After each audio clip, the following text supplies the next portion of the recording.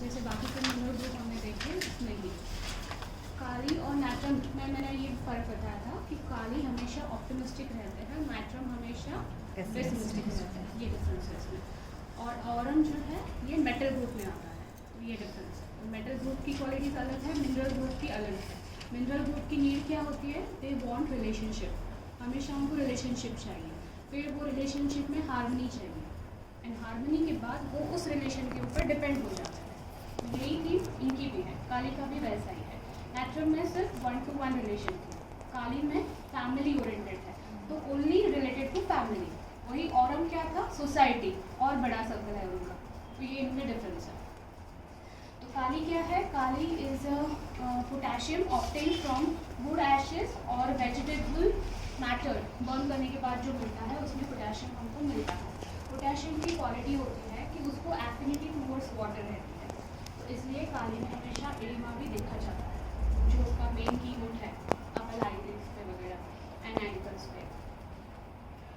Then potassium acts by paralysing the muscle, इसकी action ये ऐसी होती है कि ये मसल को पैरालाइज करते हैं, तो दैट्स व्हाई काली में आपको पैरालिसिस, मस्कुलर वीकनेस, ये सिम्टम्स ज़्यादा देखने को मिलते हैं।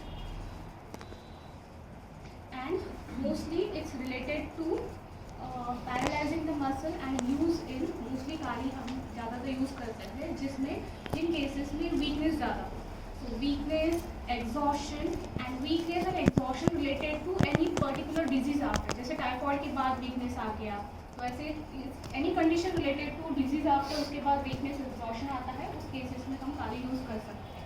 वही हम एसिड ग्रुप में भी देखते हैं, वीकनेस, एग्जॉशन, लेकिन इसमें पैरालाइजिंग मोस्ट मार्क है काली से। Then it has similar feeling as natrium, जैसे मैंने बताया वही नीड ऑफ रिलेशनशिप इसमें है, फिर वो रिलेशनशिप में हार्मनी उनको चाहिए एंड उसके ऊपर ही उनका डिपेंडेंसी होता है, तो उतना ही सर्कल है उनका। Then potassium is one of the most important element in the cell, जैसे natrium वैसे ही पोटेशियम होता है, तो ये मोस्ट इम्पॉर्टेंट कैटायन है, 98% ज़्यादा ये सेल में पाया जाता है। क्यों है इतने इम्पोर्टेंट? हम पेशेंट का इलेक्ट्रोलाइट्स करते हैं, उसमें भी देखते हैं सोडियम, पोटेशियम, क्लोराइड ये करते हैं, उससे हमको क्या पता चलता है? इलेक्ट्रोलाइट बैलेंस है कि नहीं, तो ये बैलेंस अगर नहीं होगा तो क्या होगा? पोटेशियम का बढ़ना या फिर कम होना main effect on heart. Yes, it effect on heart. एक तो दो चेंजेस हो सकते हैं, एक तो हाइपोकैलेमिया हो सकता है या हाइपरकैलेमिया हो सकता है। अगर हाइपो हो गया तो क्या होगा? जैसे इसकी एक्शन क्या है? मसल्स के ऊपर है, एक्सॉशन, वीकनेस, तो अगर हाइपो है पोटेशियम तो क्या होगा? Muscular weakness, trembling, twitching, all muscle weakness से रिलेटेड जो सिम्टम है ये हाइपो में आ जाएंगे। तो हाइपो में मोस्टली जैसे मैंने बताया था कि कल काली की एक्शन जो होती है इनमें बार्डनेस देखा जाता है। सो अगर पोटेशियम कम है बॉडी में तो इसके सिम्टम में आता है loss of hair. So loss of hair, growth retardation, जिसकी वजह से काली आपको हमेशा स्टाउट दिखेंगे क्योंकि हाइट ज़्यादा नहीं रहती है। Then impaired heart contractility, main heart के ऊपर काली की एक्शन है, तो हार्ट के ऊपर अगर जब हाइपो होगा तो उस हाइपो के सिम्टम्स में आएगा growth retardation, then loss of hair, impaired striated muscle function and respiratory muscle function, ये फंक्शन पे ज़्यादा इफेक्ट दिखेगा। किडनी हाइपरट्रॉफी दिखेगी, then impaired heart muscle contractility which further lead to necrosis, अगर ज़्यादा टाइम तक हाइपोकैलेमिया में पेशेंट रहा तो। सो मेनली एक्शन उसकी हार्ट कॉन्ट्रैक्टिबिलिटी है, तो हाइपो का इफेक्ट ये है, तो हाइपर में क्या होगा? इसका मतलब अरिथमिया, कॉन्ट्रैक्शन ज़्यादा होने के बाद क्या होगा? अरिथमिया। सो हाइपरकैलेमिया के सिम्टम में आता है cardiac arrhythmia, then which again lead to more depolarization and then impaired functioning of the heart, that is cardiac toxicity, इसमें भी कवर।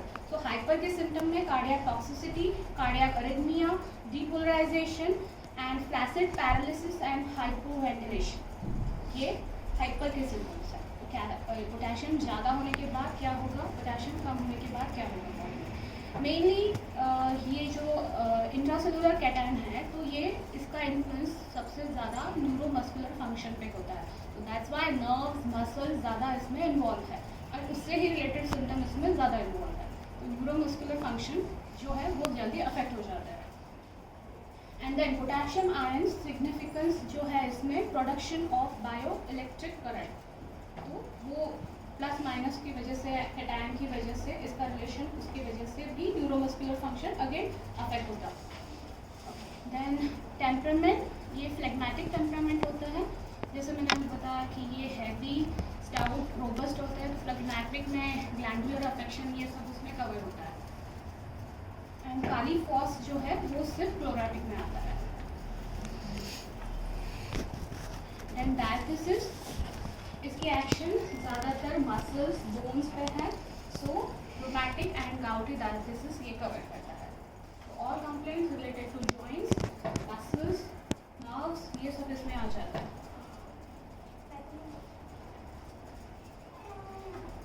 इसका मायाज्म कल जैसे हमने केस देखी वैसे ही मोस्टली एंटीसिफिलिटिक कवर करता है, क्योंकि हार्ट पे एक्शन है, मेजर ऑर्गन एग्जाम में है, किडनी पे एक्शन है, तो एंटीसिफिलिटिक है। कॉन्स्टिट्यूशन कैसे रहता है काली? मोस्टली मैंने जैसे बताया, ओवर रिस्पॉन्सिबिलिटी, ओवर एंजाइटी, इसकी वजह से उनके चेहरे के ऊपर एक प्री मैच्योर ओल्ड लुक आ जाता है। ये इतना हार्ड वर्क करते हैं, इतना ड्यूटी कॉन्शियस होते हैं कि उसके ऊपर ही ज़्यादा ध्यान देते हैं, तो जिसकी वजह से नींद वगैरह ये सब के ऊपर ध्यान नहीं होता। तो डार्क सर्कल अराउंड आइज, ये भी उनमें मार्क रहता है, blue ring around eyes. And ये लोग, इनके बाकी के सिम्टम्स में अगर आप देखेंगे तो dullness of mind and dullness ज़्यादा मार्क होता है, जिसकी वजह से ये टूवर्ड्स वेट गेनिंग की तरफ जाते हैं। So these people constitutionally they are heavily build, weight gain उनमें जल्दी होता है। So they are heavily build, robust, stout and tendency to gain weight, ये इनके कॉन्स्टिट्यूशन में ज़्यादा है। Premature old look, black ring around eyes. Robust person, क्योंकि जैसे मैंने बताया था कि मोस्टली ये कौन से प्रोफेशन में रहता है? Managers and police. पुलिस कैसे रहता है? तो काली को देख के आपको वो रोबस्ट पर्सनालिटी वैसे दिखेगी, मोस्टली उसी प्रोफेशन में रहते हैं और उनकी पर्सनालिटी भी वैसे ही रहती है। तो रोबस्टनेस मतलब हट्टे कट्टे जैसे रहते हैं वैसे, लेकिन हैवीली बिल्ड उसमें भी। इसका स्फीयर ऑफ एक्शन मोस्टली ये काम करता है माइंड पे, तो करता ही है, देन हार्ट पे, nerves, muscles, joints, mucous membrane, glands, phlegmatic constitution है तो, एंड नर्व पे स्पेशली वेगस नर्व, इसमें ज़्यादातर स्टमक रिलेटेड कंप्लेंट ईजिली होते हैं। ये लोग थोड़े फियरफुल होते हैं, तो उनका जो डर है वो पेट में सबसे पहले उनको फील होता है, तो पेट से रिलेटेड पेन, अल्सर, ये इनमें कॉमन रहता है। तो वेगस नर्व के अफेक्शन की वजह से भी वो एफिनिटी ज़्यादा टूवर्ड्स रहती है। Then vagus nerve and sciatica, इस पे भी इसका काम है, तो नर्व अफेक्शन में ये कवर करता है। देन टिश्यूज़ पे एक्शन है, तो मैंने बताया था कि इसमें इडिमा ज़्यादातर देखा जाता है क्योंकि टिश्यू में एक्शन है। देन स्किन के ऊपर प्रीमैच्योर ओल्ड जो लोग मैंने बताया था उसमें भी स्किन के ऊपर वो एक्शन है, हेयर के ऊपर इसकी एक्शन है, तो स्किन एंड हेयर भी ये कवर करता है। एंड रेस्पिरेटरी सिस्टम, मसल में mostly tissue of the heart, so heart के ऊपर वैसे टिश्यू जो है उसके ऊपर ज़्यादातर उन्होंने बोला है, तो हार्ट के ऊपर ज़्यादा इसकी एक्शन है।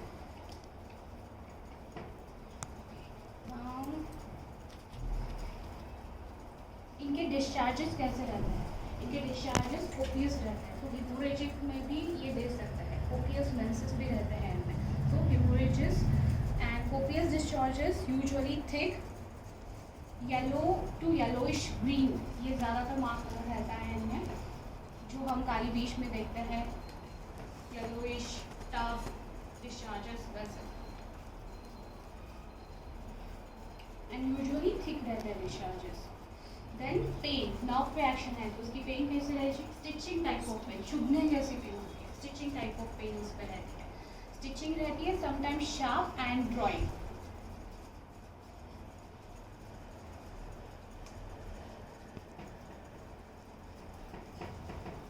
डिजायर्स, इन लोगों को स्वीट ज़्यादा पसंद है, जिसकी वजह से ही वेट गेन यूरिन में देखा जाता है। तो ऑरम से कंपेयर करें तो ऑरम को एज अ किंग साइज बहुत अच्छा अच्छा खाना पसंद था, अल्कोहल पसंद था, इनको स्वीट तक ही रहेगा, और इनको एवर्जन टू मीट है जो ऑरल में है। लेकिन काली सर जो सर ने कल बताया था कि सर ने देखा है कि चिकन डिजायर काली सर के पेशेंट में ज़्यादा मार्क की है उन्होंने।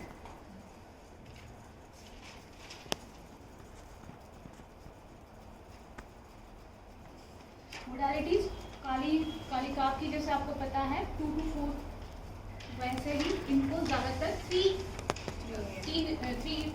AM की वजह से या 3 आवर एग्रीवेशन में करते हैं, तो ज़्यादातर 2 to 4 AM में इनका एग्रीवेशन पॉइंट है, तो पीक 3 AM पे ज़्यादा रहता है। देन एग्रीवेशन इसमें आता है, और कॉइशन एग्रीवेशन ड्यूरिंग मेंसेस।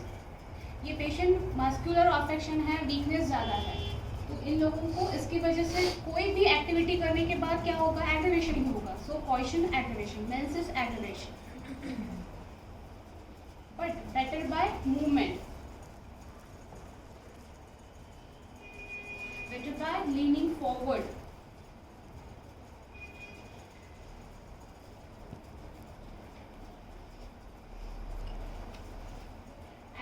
ये लोग नर्व पे एक्शन है, तो नर्व का इरिटेशन इनमें होता है, तो that's why they are very sensitive.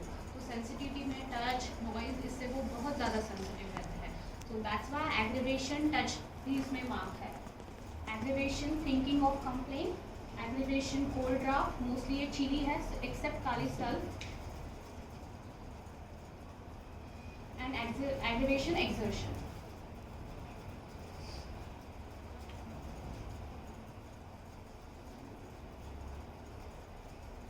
Mostly kali group का इन जनरल देखा जाए तो येलोइशनेस के साथ सार इसमें मार्क है, सो मोस्टली सार वॉमिटिंग एंड सार इरिटेशन इन पेशेंट में ज़्यादा रहता है।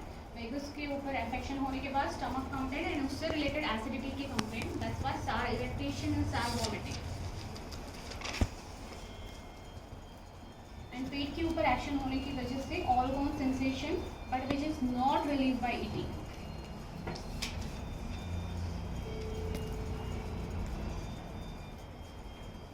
कौन से कंप्लेंट में हम काली को देख सकते हैं क्लिनिकली, जैसे क्लास ने बोला है इक्लैम्शिया, नर्व्स के ऊपर एक्शन होने की वजह से कन्वर्जेंस से लेकर सब कुछ ये कवर करता है। Eclampsia, conversion, rheumatism, oedema, hypertension, haemorrhages, vomiting, sexual weakness, sciatica, anaemia, sinusitis, asthma, pneumonia, palpitation, ये सब क्लिनिकल कंडीशन काली कवर करता है। नाउ फिजिकल सिम्टम्स में क्या रहता है, जैसे मैंने बताया था मोस्टली मसल एंड वीकनेस, ये इसका मार्क सिम्टम है, तो दैट्स व्हाई मेन सिम्टम इनका रहता है twitching and trembling of the muscles, that's why eclampsia and conversion भी इसमें कवर हो जाता है।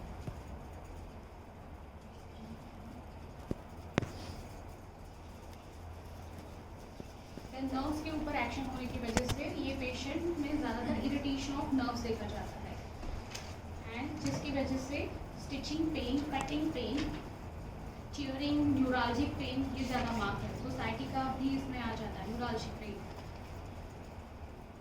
देन इसका most important symptom weakness and relaxation of muscle, specially ये ज़्यादातर थाई मसल में देखा जाता है, हार्ट मसल में देखा जाता है। थाइस क्योंकि साइटी का भी कवर करता है, तो that's why thigh muscle is very important. And important is sacroiliac joint, so वो पार्ट से related each and every complaint of sacroiliac joint and thigh, ये सब इसमें कवर हो जाता है with ankle oedema. Then joint के ऊपर इसकी एक्शन है, एंड इसके डायलिसिस में भी है rheumatic gouty diathesis, so mostly all complaints of rheumatism, painful tender joint, oedematous joints and swelling, ये सब सिम्टम्स बेसिकली ये कवर करता है। देन म्यूकस मेम्ब्रेन पे अफेक्शन होने की वजह से कंजेशन, इन्फ्लेमेशन, अल्सरेशन, ये इसमें कॉमन है। वीकनेस इतना ज़्यादा होता है, मस्कुलर भी वीकनेस है और इन जनरल भी उसकी टेंडेंसी है, तो उसकी वजह से there is general weakness with sexual weakness with loss of Dzire.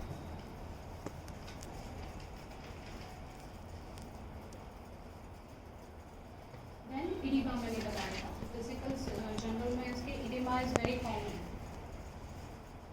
Mostly around ankle and upper eyelid. Then affection of heart, क्योंकि मसल पे भी इसकी एक्शन है, तो that's why affection of heart में बीपी, हार्डनिंग ऑफ आर्टरीज भी ये cover करता है. देन स्टमक के ऊपर मैंने जैसे बताया था, कोई भी फियर पहले उनको स्टमक लेवल पे फील होता है. स्टमक लेवल पे एसिडिटी से लेके बाकी भी सिम्टम्स है. Then there is high sensitivity, mostly stomach related ulcers and pain ये कवर करता है.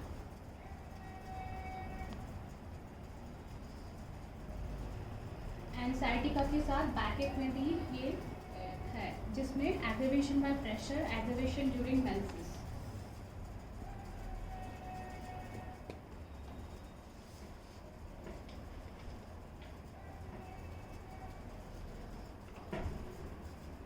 नाउ शॉर्टन वे से काली, जैसे मैंने आपको बताया था कि कोई भी ड्यूटी देने के बाद आप क्या करते हो, आपको कोई भी टास्क दिया जाता है तो आप लोग क्या करते हैं, सबसे पहले वो टास्क कितना अच्छा हो उसके बारे में सोचेंगे, उसके बारे में कोशिश करेंगे.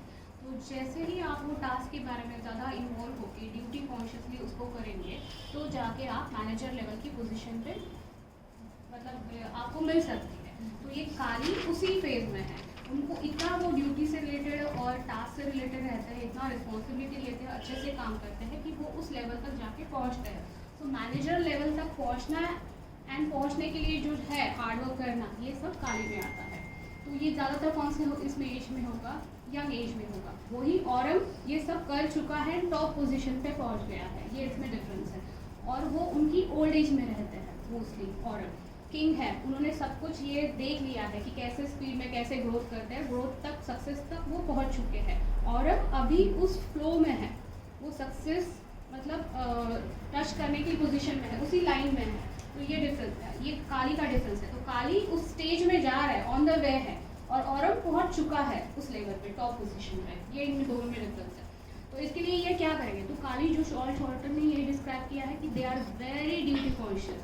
अभी उनको मैनेजर लेवल पे पहुंचना है या पहुंच चुके हैं, तो उसके लिए वो कितना काम करेंगे. तो मैनेजर लेवल मिलने के लिए एंड मिलने के बाद वो मेंटेन करने के लिए ये काली ग्रुप में आता है. So they are very duty conscious. ये लोग भी बहुत ज़्यादा प्रिंसिपल ओरिएंटेड रहते हैं, काम कैसा होना चाहिए, कितना फैस्टिडियसली होना चाहिए, ये सब मॉरल्स उनमें रहते हैं, इनके खुद के प्रिंसिपल्स रहते हैं, उसके हिसाब से ही वो ड्यूटी करते हैं. Then they have their rules and norms and they stick to them. ये सब वो फॉलो भी करते हैं. They are very reliable, they are stable. Then they are self assured people, very serious, responsible, and they have great sense of duty. And ये सब duty करते करते इन लोगों को पता है कि मुझे इस पे ही ध्यान देना है, तो वो इमोशन को हमेशा होल्ड ऑन करते हैं, इमोशन को हमेशा निगलेक्ट करते हैं. सो उनमें होल्ड ऑन टेंडेंसी भी इसकी वजह से आ जाती है. And in order to live according to they have to control their emotion. तो ये हमेशा इमोशन से रिलेटेड और बाकी सबसे रिलेटेड खुद को क्लोज कर लेते हैं. तो ये लोग भी क्लोज रहते हैं और हमेशा इमोशन को जितना हो सके उतना दबाए रखते हैं. तो जिसकी वजह से कभी भी उस इंसान को आप टिकल करेंगे तो वो तुरंत रिएक्ट करेंगे, क्योंकि इन्होंने अब तक यही सीखा है कि होल्ड ऑन करना. इमोशन के लिए कभी भी उनके लिए कुछ फीलिंग के लिए जगह ही नहीं रहती है. लेकिन कोई भी टिकल के लिए कितना सेंसिटिव रहता है, उतने ही ये सेंसिटिव भी होता है. They are rigid, they are moralistic. तो कभी कभी इतना ड्यूटी करते करते लोगों को लगता है कि ये मटेरियलिस्टिक पीछे है, मतलब पैसे के पीछे ही लग रहे हैं या फिर उसके ही ये जैसे है या इगोइस्टिक है. लेकिन वैसा नहीं है. उनके लिए उनका ड्यूटी ही बहुत मतलब सब कुछ है. तो इसके लिए वो बाकी फीलिंग्स के लिए उनके पास जगह ही नहीं है. लेकिन लोगों को फिर ऐसा लगता है कि मे बी ये इगोइस्टिक है या ये मटेरियलिस्टिक है. लेकिन ऐसा नहीं है. ये प्रैग्मेटिक भी है, मतलब मानव कल्याण के लिए भी थोड़ा बहुत ये सोचते हैं. तो आगे जाके यही लोग बाकी ऑर्म में कन्वर्ट हो सकते हैं. उस लेवल पे थिंकिंग भी है, मोरलिस्टिक वगैरह सब कुछ ऑर्म की जैसा इनमें अभी भी उस स्टेजेस में कुछ फीचर्स इनमें भी है वो सब. तो उससे रिलेटेड लेकिन फुल फोकस काम पे, फुल फोकस ड्यूटी पे. एंड सबसे डिफरेंस जो मैंने नेचर में बताया था, वो पेसिमिस्टिक रहता है, ये ऑप्टिमिस्टिक रहता है. तो उनको पता है उनको क्या चाहिए, उसी रिलेटेड वो हमेशा ऑप्टिमिस्टिक वे से हमेशा अपना काम करते रहना, बस ये उनको पता है.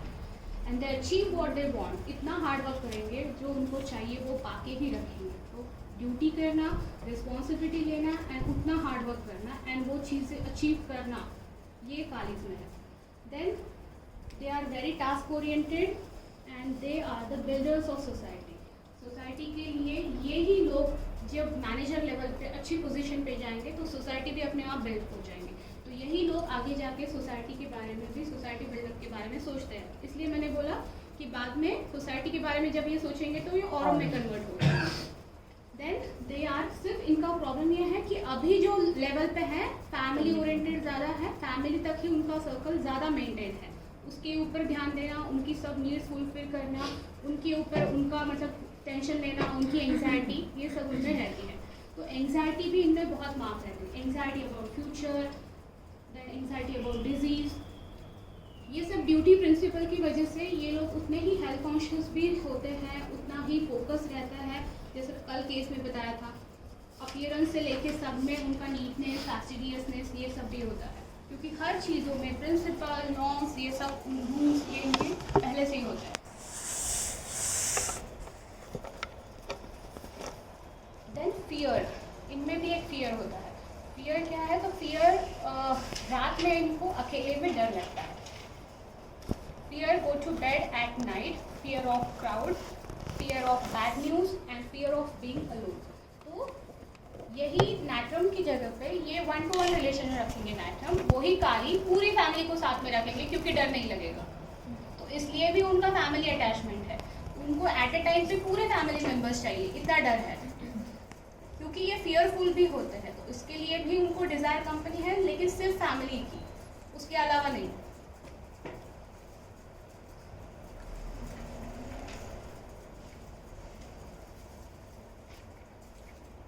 ये अच्छे पॉइंट्स हो गए इसके. अभी नेगेटिव काली कैसे रहते हैं?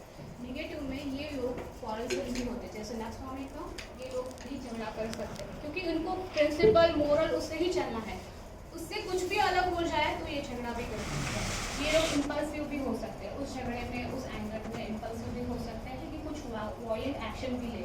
कभी कभी दे कैन किल, ऐसा उनकी फीलिंग भी आती है कि किसी को मार दे या कुछ वैसे वॉयलेंट एक्शन ले या फिर डू समथिंग वॉयलेंट वैसा. तो ये इनकी नेगेटिव शेड्स भी है. Then they are very irritable, that's why they are violent. Then they are obstinate, ये नॉर्म्स एंड सबको लेके ये इतना ज़्यादा रहते थे. These people are obstinate also, उतने ही ज़िद्दी रहते हैं. एंड एक इनकी पॉइंट है कि ये इनडिफरेंट हो, क्योंकि ये ड्यूटी टास्क ओरिएंटेड लोग हैं तो बाकी चीज़ों के लिए इनमें इनडिफरेंस है. तो indifference about everything, indifference to pleasure, ये इनमें मार्क होता है. क्योंकि ये प्लेजर को करेंगे तो फिर ड्यूटी की तरफ ध्यान ही नहीं देंगे, वो मैनेजर लेवल के पोजीशन पे पहुंच ही नहीं पाएंगे. एंड ये सब गुस्सा, ये सब करते हुए फिर क्या होगा? आपका दिमाग ठीक से काम करेगा? इतना चिड़चिड़ापन, इतना वॉयलेंस लेवल तक जाना, ये सब करके फिर वीकनेस ऑफ मेमोरी इनमें दिखाई देती है. Weakness of memory related to words, कुछ इवेंट्स भी ये भूल सकते हैं. And they are restless also. एंड ये फैस्टिडियसनेस एंड ये सब नॉर्म प्रिंसिपल की वजह से ये लोग भी फॉल्ट फाइंडिंग में भी आते हैं, और ये फॉल्ट दिखने के बाद ही वो गुस्सा करेंगे.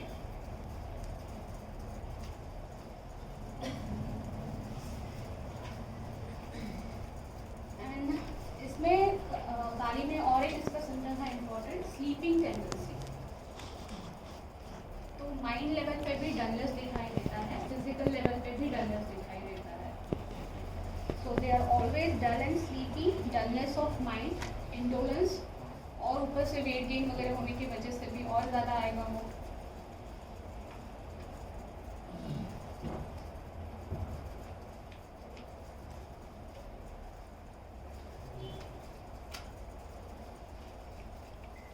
काली आई थिंक हमने कवर कर लिया.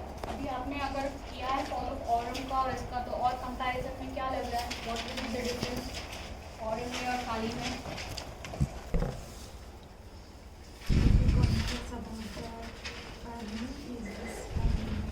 Beauty conscious about the only surrounding to the family.